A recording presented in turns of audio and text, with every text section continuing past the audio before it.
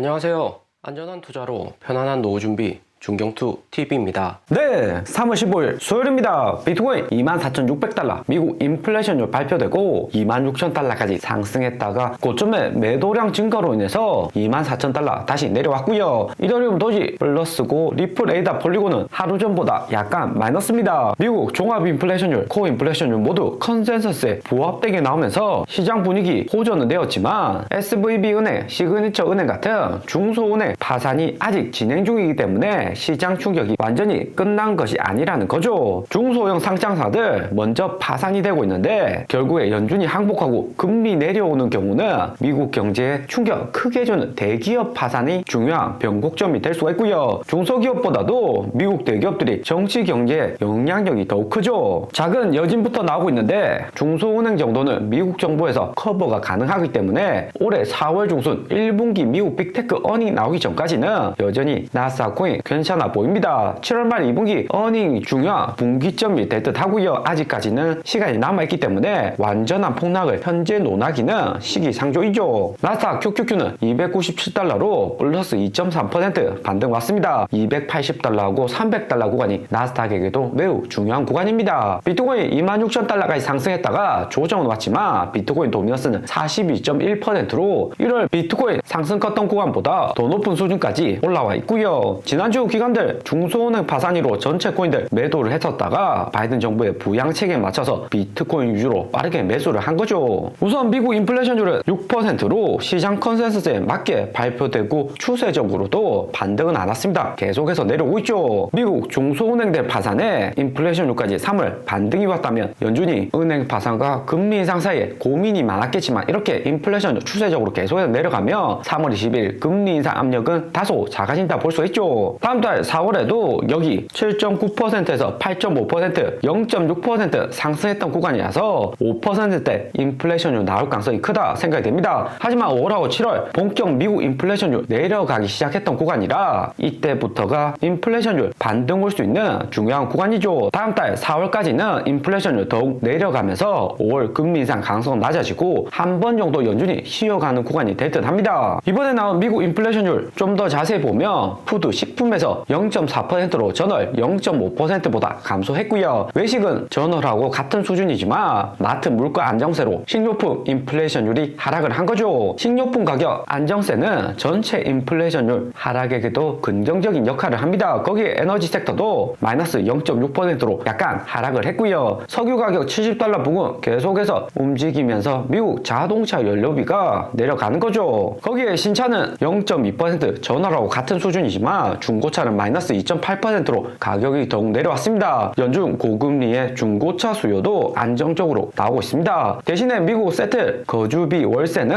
0.8% 증가로 다시 상승 추세에 들어섰고요. 한국도 주택가격 대단지 랜드마크 위주로 실거래가 반등 오고 실거주 위주로 매수가 늘어나면서 부동산에서 추가 하락은 크지가 않습니다. 전체적으로 주택 월세는 약간 상승했지만 식료품, 에너지, 중고차 가격 하락으로 인해서 서민 경제는 나쁘지 않은 인플레이션율 데이터 발표가 되었고요. 작년부터 지속된 연준의 금리 인상이 유효하게 작용을 한다는 거죠. 하지만 이제 인플레이션율이 문제가 아니라 연준의 고금리로 인해서 미국 기업들 언제 어느 약한 고리가 부러지는가가 관건입니다. 미국 인플레이션율 발표되고 패드워치 3월 20일 미국 금리 인상 예상치는 25bp가 84%까지 상승을 했고요. 미국 중소은행 파산은 정부에서 예금자 보호해주고 있고 은행 연쇄 파산 이슈는 작아지고 있어서 연준이 25bp 정도는 금리 인상 가능하다 판단을 하는 거죠. 금리 인상까지 일주일 남겨두고 있는데 한국 시간으로는 3월 23일 새벽 4시 30분 정도에 파르장 연설이 시작될 듯 합니다. 3월 22일에는 25bp 금리 인상보다 점도표가 더욱 중요하고요. 중소은행 파산 나서 연준 위원들도 장기간 고금리 유지하기보다는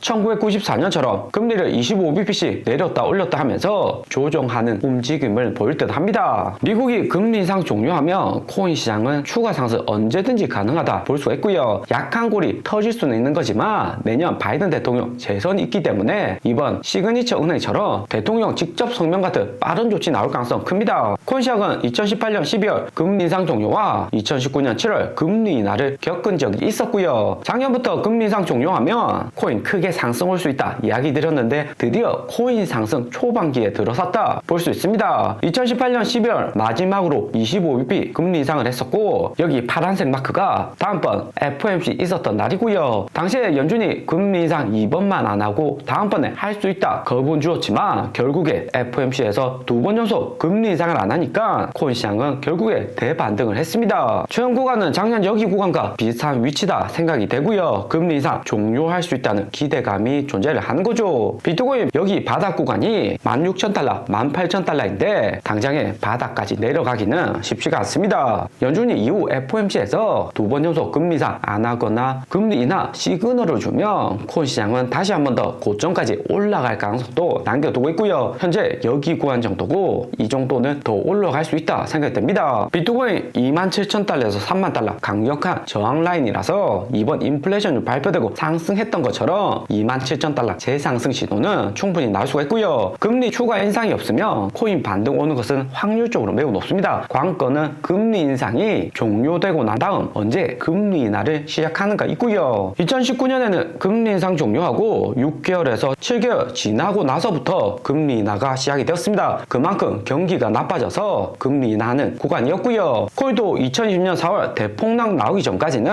하락 추세로 내려왔다는 것을 여기서 알 수가 있죠. 금리 인하는 했지만 경기 악화로 미국 기업들 실적 또한 나빠지는 구간이었습니다. 미국 1등주 애플은 2018년 11월 여기 구간에서 마이너스 50% 폭락이 컸고 코로나 때도 하락이 컸었죠. 애플이나 미국 빅테크 실적 악화로 인한 전체 미국 주식 하락하는 구간 한 번은 더 남아있다 볼 수 있습니다. 그때 되면 비트코인 역시 하락은 오겠지만 작년 11월 비트코인 16,000달러, 15,000달러 여기 저점은 재도달 안 할 가능성이 여전히 높고요. 미국 주식 보면 인플레이션율 발표 잘 되고 애플, 마이크로소프트, 구글, 테슬라 모두 다 상승을 했습니다. S&P 500도 3,900포인트 넘어섰고요. 전체적인 산업 섹터에서 중소은행 파산이 있었던 금융주도 반등을 했습니다. 빅쇼트 마이클 버리는 3월 14일 트윗 통해서 이번 미국 중소은행 파산은 큰 리스크는 아니고 충분히 미국 정부에서 해결 가능하다고 트윗을 했습니다. 트루덴젤 진정한 위험은 이번 은행 파산이 아니라 다른 데 있다고 의미심장한 말을 남기기도 했고요. 미국 기업들 실적 악화되는 1분기하고 2분기 어닝이 현실적으로 위험한 구간이다 생각이 듭니다. 비트코인 16,000달러까지 상승했다가 다시 내려놓았지만 테더 노면스 보면 여기 빨간색 라인 아래로 내려갔다가 다시 상승하는 모습이고요. 미국 은행 파산 완전히 끝난 것이 아니라 진행 중이기 때문에 비트코인 26,000달러 고점에서 매도하는 세력들이 많은 겁니다. 연준이 금리 인상 종료되고 미국 기업들 4월 실적도 보통 정도만 나온다면 충분히 테더 도면스 여기 파란색 점선 라인 아래로 내려갈 수 있다 생각이 들고요. 1월 2월보다 더 큰 상승이 나올 수가 있는 거죠. 조정받고 테더 도면스 한 번 더 내려올지 아니면 빠르게 하락을 올지가 3월 22일 미국 금리 인상과 연준위원들 점도표 어떻게 찍느냐에 따라서 달라질 수가 있습니다. 알트코인도 비트코인 따라서 상승은 하지만 비트코인 26,000달러까지 반등하는 것보다 상대적으로 탄력이 약하다는 것을 알 수가 있습니다. 비트코인 전 매물대 모두 소화를 했지만 샌드박스는 매물대 근처도 못 가고 있고요. 중경투 2월 말 샌드박스나 그레이스케일 계열 코인들 고점 매수는 위험하다 반복적으로 이야기 드렸습니다. 우리 중경투 가격들은 사전에 대응 잘 하셨을 거라 생각이 되고요. 샌드박스 같이 최근처럼 호재 잡고 개인 투자만으로 상승했던 코인은 전고점 돌파 못하고 횡보하다가 여기 저점 아래로 내려갈 가능성이 존재합니다. 바로 하락은 안 하겠지만 두 달, 세 달 길게 보면 직전 저점 아래로 내려갈 수가 있고요. 그때부터는 샌드박스도 매수 타이밍 안전하게 가져갈 수가 있습니다. 대신에 비트코인 3만 달러까지 상승하면 전체적인 투심은 올라오는 거고 작년에 다 팔고 코인시장 떠났던 개인들도 코인시장 재진입 가능성 크기 때문에 알트코인 불장은 한 번 더 남아있다 생각이 듭니다. 오늘의 영상은 여기까지입니다. 좀 더 디테일한 투자 정보가 필요하신 분들은 커뮤니티로도 자료가 공유되니까 멤버십 가입과 구독 부탁드립니다. 감사합니다.